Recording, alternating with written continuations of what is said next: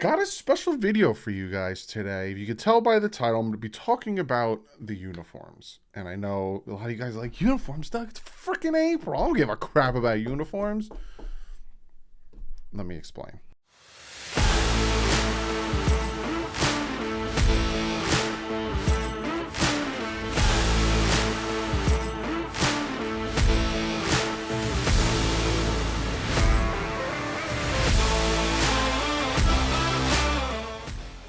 What is up, Finn fans? Happy Monday.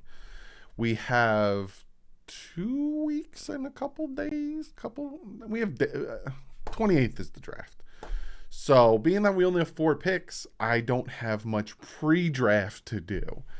I'm still giving you a ton of stuff. I have my list over here of linebackers and centers, and there's a linebacker on there that I like a lot, and I don't know if he's going to be there when we pick. But don't worry your pretty little head. I got a lot of draft stuff still to do, but this popped up in my head, title of this video, because a lot of us, including myself, want to go back to the throwback jerseys permanently. So I did a ton of research to answer your guys' questions. And then for comment of the day, it's a very good comment, and it's one that I hear a lot. So I'm going to answer this comment, and then I'm not going to answer it again. Plain and simple. Before we jump into that, I do have to shout out a new patron, and Lewis Neal III. Lewis, thank you so much. I hope you're enjoying the episode 1 of essentially me teaching you how to start a YouTube channel, a podcast, anything. Episode 1's out. Episode 2 will be out soon. We'll go into more of the aesthetics, more of the camera work, more of that stuff. And then we're going to go into editing. We're going to go into a lot of stuff. So if you are a patron and you are interested in doing this, it doesn't have to be just Dolphins, but you want to start a YouTube channel, a podcast, you want to start doing video, all that stuff, be sure to check out the Patreon and check that stuff out. And members, I got some special stuff coming for you guys as well. But let's jump into the title of the video, right? A lot of people want the throwback jerseys. Now, what I'm going to do is I'm going to get right to it, and I'm going to tell you guys the gist, because I could do that YouTube thing. I could do that and that TV thing where you'll find out who the winner is right after this break. I could do that to you guys like I'm kind of doing right now. And I do want to talk about the logo over the years, but I'm going to do that after I essentially tell you if the Dolphins can change their uniforms now or do they need to wait, right? I'm not going to beat around the bush, even though we're now sitting at 2 minutes and I've beat around the bush. Essentially, can the Miami Dolphins this year change their uniform? And the answer is no. Now, they could have, and that's where I'm going to give you guys the information. They could have. So essentially, the franchise has to notify the NFL by March 1st prior to the year they want to change them. So if the Dolphins wanted to change their jersey this year, they needed to notify the NFL in writing, letting them know all this stuff, blah, blah, blah, by March 1st. They haven't, so they're not. So I know a lot of people want them to change to throwbacks permanently, and there are like petitions out there and stuff. You're going to have to keep getting the signatures, but you're going to have to wait till next, hopefully before March, February, to get some news of that. Now, here is the rule, and this is why I gave you the answer right away so you don't have to wait. So I could talk about the rule. I think it's every 5 years, give or take, that the Dolphins have to wait until they can make some type of change to the uniform, whether it's a new logo, whether it's new colors, whether it's a full-blown change, right? So in 2019, the NFL allowed throwbacks to happen 3 times a year. That's where us as Dolphin fans got to see these crispy, beautiful looking throwback jerseys that everyone wants to become permanent, right? Now, the earliest the Miami Dolphins can change their logo, change their uniform, go to whatever they want to is this year. 2022 was the earliest they could make the throwbacks permanent. But again, I answered the question, are they or could they? And I said no. Again, they have to have done it before March 1st for this year. Now, the Dolphins in 2018 changed their logo. Now, again, I'm going to go through the years of the Miami Dolphins essential logos, what they look like and all that stuff. I found this really cool site that kind of broke it down for us. Design Bro. And they kind of broke it down for us. So again, I'm going to minimize myself, and we are going to look at it. So we're going to start with 1966. This is their first ever logo because they were introduced into the NFL. Oh, I think it was the AFL. I think they were pre-merger. 1966. They had this from 1966 to 1974. 68 wins, 48 losses, 3 ties, 2 Super Bowls. It was their first logo. Kind of symbolizes Miami with the sun, dolphin being right by the ocean, all that stuff, right? Very simple to the point. Footprint of the 96 logo could be seen through their modern design in 2018, and I'll get to that because they try to say that they go back to this. I don't see it. Then in 74 to 79, they essentially took the dolphin, made them bigger, and lightened the colors. And that's where you get the 74 to 79 logo with all the elements, the visual from 1966, essentially made them bigger. And then in 1980 to 1996, they essentially the same, maybe it's different colors, darker colors, and they slendered down the dolphin. So this is what I grew up. I'm born in 87. I started watching the Dolphins around 94. So this is where I was introduced to them. And then in 1997 to 2012, we got my favorite logo. Some people hate this logo. Some people see this logo and they go, oh, it's so cartoony. I love this logo. This is my hands down favorite logo. It is tattooed on me. I don't know if you can see it right there. Hands down my favorite logo. They say 1997 of the 1997 version of the logo saw some visual permanent changes, visually cool. The Dolphins logo appeared more contemporary again during the late 90s and 2000s. This is kind of what the logos look like. The Dolphins and the sun appeared thicker and a bit darker. The mascot was given a dark blue retouch. The face of the dolphin was more detailed than before, and the sun's rays were removed, making it appear more slick and minimalistic. And this is my favorite. I'll go to my grave saying this is my favorite logo that they did, but you can see a huge jump from this to this. And again, people call it cartoony. This, I don't hate these logos. Again, if we did go throwback permanently, I think it's this one. I think it's the original is the throwback. No, I think these colors is the throwback. I don't hate it. It's just I like this more. It's just who I am. Then in 2013, they went to this logo. I hate this logo, and I'll go into why. Keeping up with the times, the Miami Dolphins overhauled its visual identity in 2013. The new logo is based on the original 1906 version, albeit with definite changes. Unlike the Miami Dolphins retro look, the new logo was redesigned to showcase the club's progression over the years. The helmet was removed from the Dolphins' head, and the contours on its body were cleaned. The lines around the sun were sharpened and elongated. Apart from being contemporary, the new visual identity highlighted the club's progress over the years. So if you look at this one, and then you look at the original. So they're saying this is where they got it from. I don't see it. I don't see it at all. And then finally in 2018, they just darkened the ring. So if you remember from here to here, like I said, they did this. They darkened it. Because if you look from here to here, they just darkened it. And fantastic, just fantastic. 2018 redesign was just another step in making the 2013 logo appear smoother and more dynamic. The redesign was also about changing the color palette. The original sun was made darker, bringing it closer to red. The change definitely made the new emblem appear more powerful and dynamic. Yeah, no, I agree with that. It definitely makes it pop more. The evolution of the Miami Dolphins logo has been an interesting one. Fun from 1996 logo to the dynamic present day emblem. The dolphin insignia has truly blah, blah, blah. So if I go up here, we can see it closer. Yeah, because you see here to here, this is kind of the same as here to here. It's the same progress that they did, and they're trying to say this is a representation of this. I'm pretty sure that's what he just said. 1966 version. No, I would say I say these are trying to represent them. But essentially, this is we want to go back to, I think it's this one. Comment below.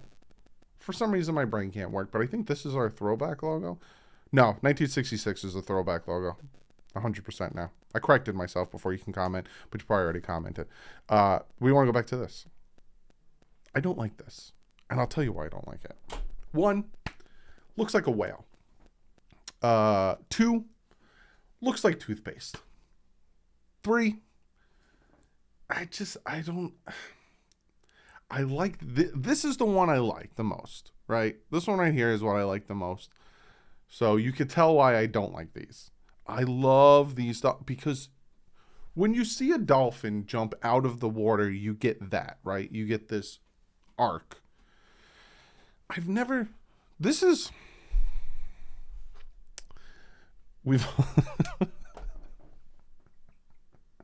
can't believe I'm going to say this right now. You know what this this looks like to me with the dolphin? You ever see when the people are, you're going to swim with the dolphins and you're sitting on the little platform and the dolphin comes sliding up and you hug them? We've all seen dolphins do other things. That's what this motion looks like. And if you don't know what I'm talking about, then just let it go.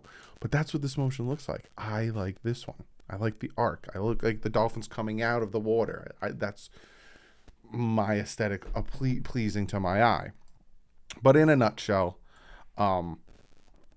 the Dolphins can't change it this year, but they can. From now on, the Miami Dolphins can change their uniforms. They can change their logos. They can change whatever they want. They just have to inform the NFL by March 1st that they're going to do it. So, yeah, they can do it now. And I just wanted to give you guys a brief video about that. Now I'm going to get to comment that. Comment below, which is your favorite logo? And also comment below, do you want to change it? Some people like the new logo and like having that holiday feel. And what I mean by holiday feel is you close your eyes real quick and go back to, it is December 23rd.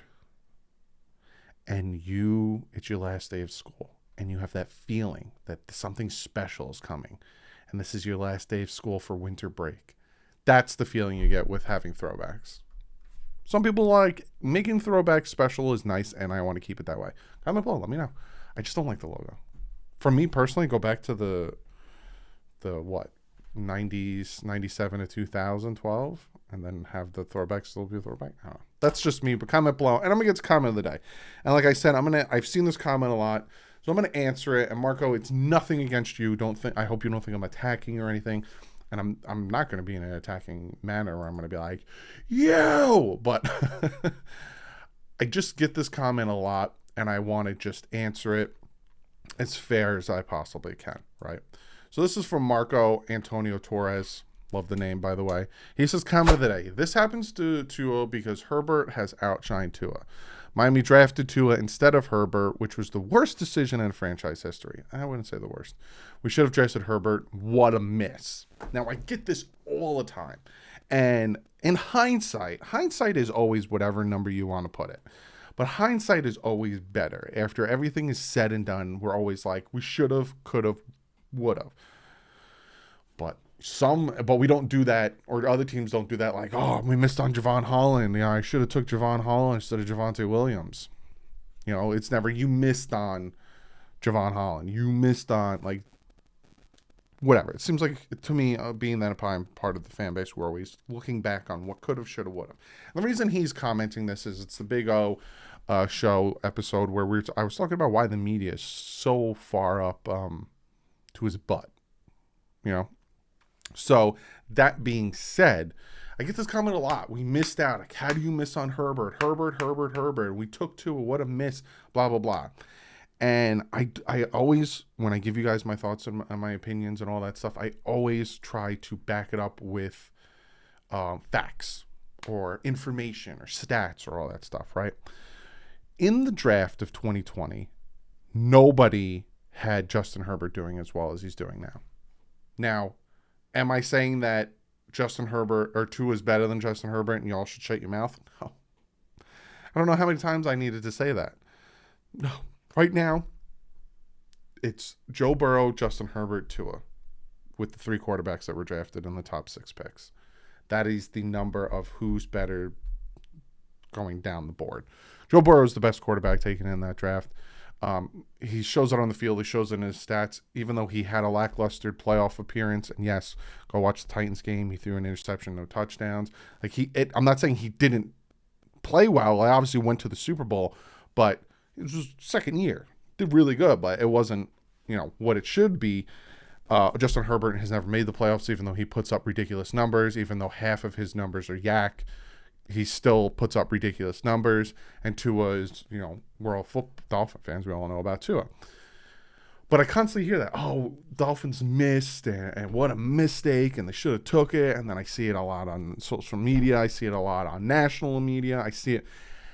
Everyone neuralized themselves once the draft happened. Not even once the draft happened. Once the middle of the season, 2020 happened. Everyone neuralized themselves. Because I have information from April 20th. I think the earliest is like April 13th. But April of 2020, meaning like weeks before the draft started, I've got 5 different sources.